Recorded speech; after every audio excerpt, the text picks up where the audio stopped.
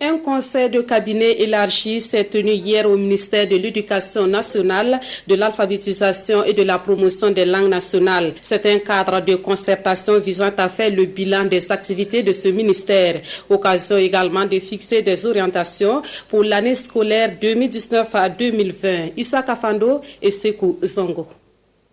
Le ministère de l'Éducation nationale, de l'alphabétisation et de la promotion des langues nationales tient ici son deuxième conseil de cabinet élargi. Durant 2 jours, ces acteurs du monde éducatif évalueront la mise en œuvre des recommandations du premier conseil et feront des projections pour un bon déroulement de l'année scolaire.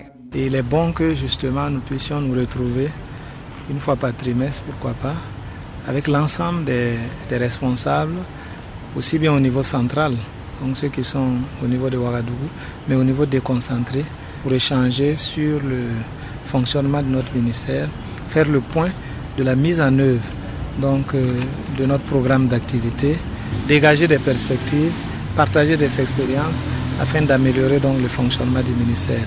Ce conseil se tient dans un contexte où le secteur de l'éducation est durement touché par la crise sécuritaire. Le ministre et ses collaborateurs restent tout de même déterminés à faire de l'année scolaire 2019-2020 une réussite.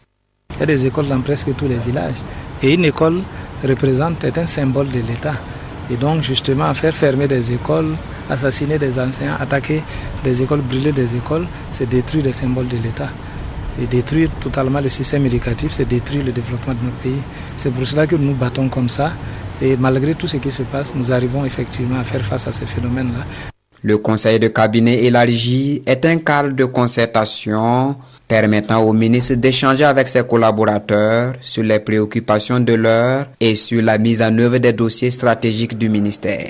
Le premier conseil s'est tenu en mai dernier.